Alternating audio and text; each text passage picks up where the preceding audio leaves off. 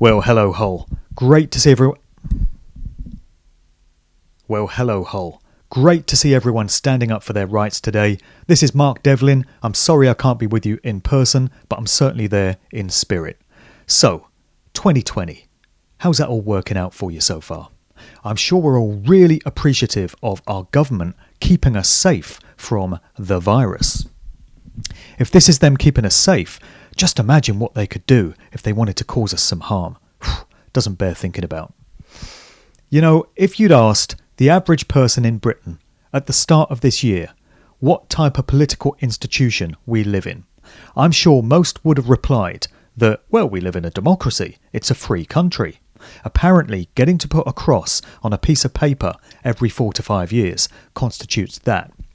If you'd asked these same people what it would take for them to acknowledge that actually we live in a fascist dictatorship, you could have given them some examples. You could have said, well, would you acknowledge that's the case if the government tried to tell you where you could go out, where you're allowed to spend your money, what time of day you have to be back by, who you can have in your house, whether they have to stay indoors or go in the garden, how many people you have in your own home, what members of your own family you can choose to go and see, whether or not you can choose to go and see your elderly parents if they lay dying in a care home, whether you're allowed to see them before they pass away, whether you're allowed to be present at the funeral, whether you get a choice as to whether they get cremated and immediately disposed of or not, would you then acknowledge that actually we've slipped into a fascist dictatorship? If you'd asked this at the start of the year, I'm sure most people would have acknowledged that yes, that would show that we've reached that state. So here we are, living in exactly these conditions, and we have been for the past several months. And yet most people still aren't putting the puzzle pieces together and aren't acknowledging that this is what our lives have become. And the only way it's been able to succeed is due to the treachery and the lies of the mainstream media with their poisonous, venomous, fear-based mind control and propaganda that they've been pumping out night and day, scaring the bejesus out of people. And of course, the treasonous government telling provable lies about this scamdemic and a virus that's so deadly you need a test to let you know whether or not you've got it.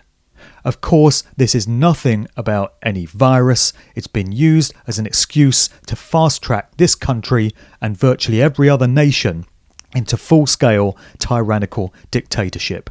There are also elements of satanic mockery going on here, whether people choose to acknowledge it or not.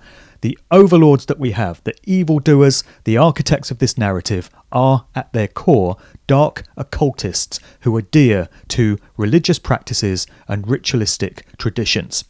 And so the forcing of masks on people, the wearing of masks, is straight out of satanic ritual. The standing 6 feet apart is all a part of that also. We've become unwitting participants in a mass satanic ritual, and we're being mocked to our faces collectively. Thankfully, more and more people are coming to accept that something is desperately wrong with what we're being told by the government and the mainstream media. The more we're pushed, the more we're provoked, the more people are coming over onto the side of truth.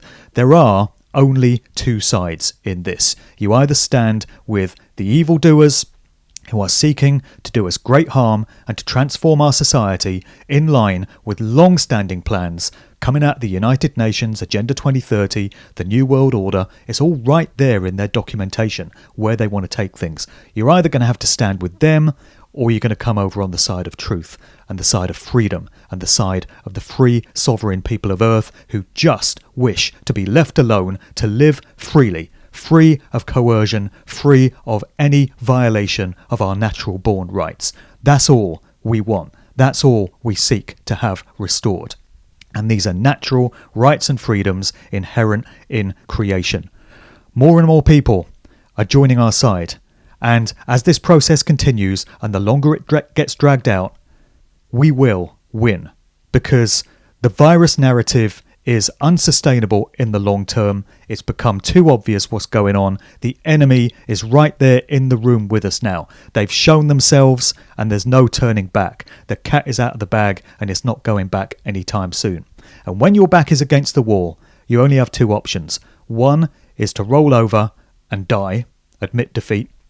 The other is to fight back and give it all you've got. Now I know I did not choose to incarnate into this point in the timeline to live my life as a slave.